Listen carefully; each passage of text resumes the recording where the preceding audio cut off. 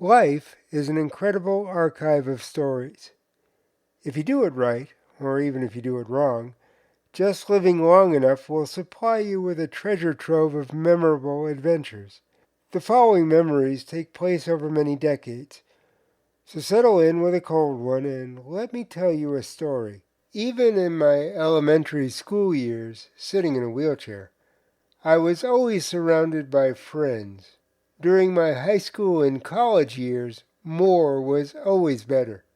If you weren't on a date, going out meant going out with the guys. It was always an event that started with the words, "We're all going to." When I spasmed a muscle in my lower back, then ignored it for about a week, the guys were all there waiting for me when I walked out of University Medical Center after 3 muscle relaxer injections straight into the misbehaving muscle. They had also been there when the paramedics picked me up off the dorm room floor. It had taken a while, but they finally realized that the tears coming out of my eyes were not from laughing at the bawdy English seafarer drinking songs that one of them had dug up at the college library. It only hurt when I laughed, literally. About an hour or so after being wheeled into the hospital, I was back on my feet and we went from UMC to PARTY. But at a certain point in my life, I began to believe that it was better to have quality rather than quantity when it came to friends. I guess the way you look at relationships changes with age. For me, it happened after moving to Los Angeles. I no longer lived in the friend incubator of the dorm. Although I made many friends, they all had different personalities, likes, and dislikes. Looking back, my college buddies were also distinctly different individuals, but there was no longer the common bond of college life. Go Cats was not a universally understood greeting, and the Friday night ritual of everyone meeting up at Gentle Ben's or the Bum Steer had become nothing more than a distant memory. A lifetime of group friendships was now scattered across the country. I always tried to make friends wherever I went. That rule applied even when I attempted a misguided career as a life insurance salesperson. It wasn't good insurance, but it was great money. My career ended when I walked into a home where they needed food, not our crummy pay forever insurance plan. I couldn't do the hard sell and still feel good about myself. Besides, I was never going to compete with the best salesperson in the agency. She was a beautiful blonde who wore silk shirts open halfway down her chest and sold most of her policies to young men and older men who thought they were younger men. Go figure. But I did come away from the experience having a strong friendship with another salesperson, Ken. Realizing that I was never going to be Insurance Salesperson of the Year, I decided to bear down, to use a University of Arizona Wildcat expression, and focus on my writing career. I made a lot of friends inside and outside of the entertainment industry. Some were famous, most were not. It was also a nice balance of male and female.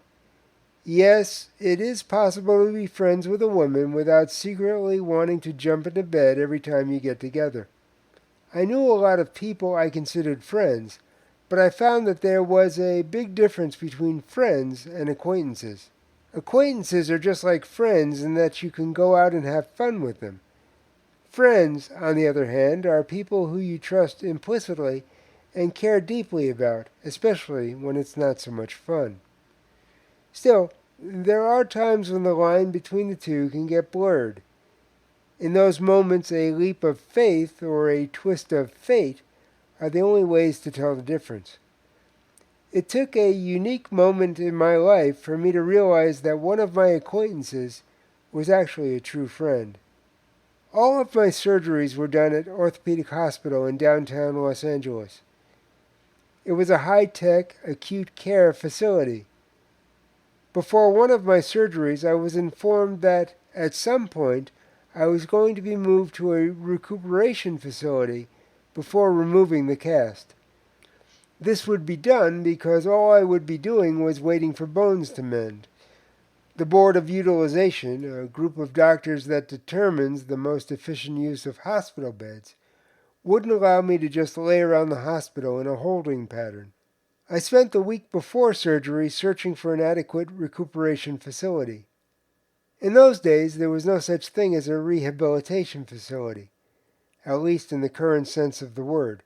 The best you could do was find a place to be warehoused for a few weeks. These places had minimal health care and almost non-existent amenities. They almost always looked better from the outside looking in than from the inside looking out. After a few days, I found what was considered to be one of the best facilities in Los Angeles. I rationalized that it was just a temporary, less comfortable means to an end. After all, I was only going to be in a full leg cast. I'd done that before, and I could do it again. Or so I thought.